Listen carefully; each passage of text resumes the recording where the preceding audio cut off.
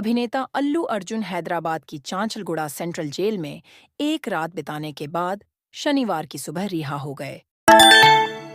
Syria की नई अंतरिम सरकार में प्रधानमंत्री मोहम्मद अल बशीर ने 10 दिसंबर को अपनी पहली बैठक की अध्यक्षता की।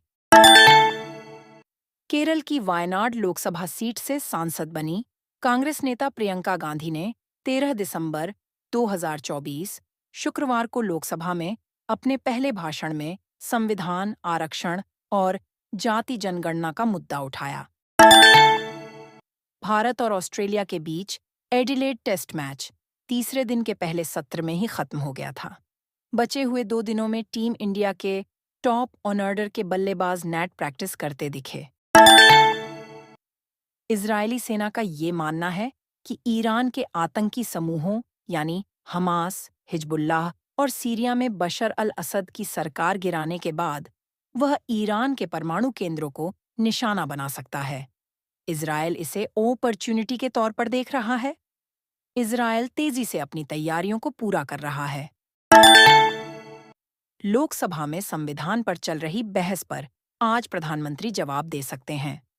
पीएम विपक्ष के सवालों के जवाब दे सकते हैं।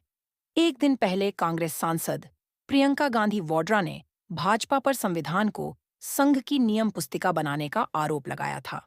प्रियंका ने इसी के साथ योगी सरकार को संभल उन्नाव और कई और मामलों पर घेरा था। गगनयान मिशन की तैयारी कर रहे इसरो ने एक और उपलब्धि हासिल की है। भारतीय अंतरिक्ष एजेंसी ने शुक्रवार को घोषणा की कि पहले मोटर सेगमेंट को प्रक्षेपण परिसर में पहुंचाया गया है। इससे पहले इसरो ने अंतरिक्ष यात्रियों को समुद्र के रास्ते सुरक्षित वापस लाने के लिए नौसेना के साथ मिलकर 6 दिसंबर को व्हेल डेक रिकवरी परीक्षण किया था। अमेरिका में रहने और बसने का ख्वाब देखने वाले लोग कई बार गैर कानूनी तरीके भी अख्तियार कर लेते हैं। इनमें से अधिकतर को बॉर्डर पर ही एजेंसियों द्वारा पकड़ लिया जाता है।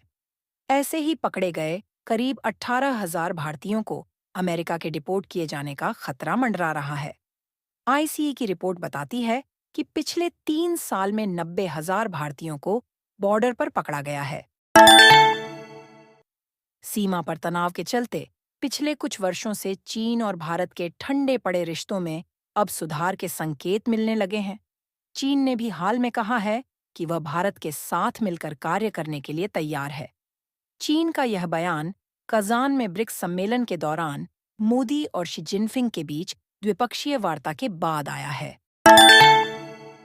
हैमिल्टन में न्यूजीलैंड और इंग्लैंड के बीच खेले जा रहे तीसरे टेस्ट मैच में केन विलियमसन जिस तरह से आउट हुए हैं वो इस समय चर्चा का विषय बना हुआ है।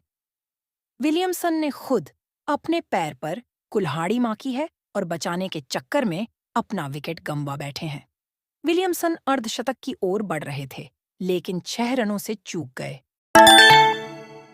दिल्ली से सऊदी अरब के जेद्दा जा रही इंडिगो की फ्लाइट को कराची एयरपोर्ट पर आपातकालीन स्थिति में उतारा गया। फ्लाइट में एक यात्री की तबीयत बिगड़ने के बाद पाकिस्तान की सीए मेडिकल टीम ने मदद की। इससे पहले एयरलाइंस ने कराची एयरपोर्ट पर इमरजेंसी लैंडिंग की अनुमति मांगी थी। इस पर पाकिस्तान के अधिकारियों ने अपनी सहमति दे दी थी। सूत्र ने बताया कि वसंत विहार का यह स्कूल उन 30 स्कूलों में से एक था जिन्हें शुक्रवार को ईमेल पर बम की धमकी मिली थी। उन्होंने बताया कि कुछ ही समय बाद लड़के का पता लगा लिया गया और उसे हिरासत में ले लिया गया। बाद में उस छात्र की काउंसलिंग की गई और उसके माता-पिता को इस संबंध में चेतावनी दी गई। चुनाव आयोग ने मंगलवार को 4 राज्यों में 6 रिक्त राज्यसभा सीटों पर उपचुनाव की अधिसूचना जारी कर दी है। इन सीटों पर 20 दिसंबर को उपचुनाव होंगे। शाम 5 बजे मतों की गणना होगी। प्रत्याशी 10 दिसंबर तक अपना नामांकन दाखिल कर सकते हैं। हाल ही में विधानसभा चुनाव के बाद ओडिशा, आंध्र प्रदेश और हरियाणा में समीकरण बदल चुके हैं।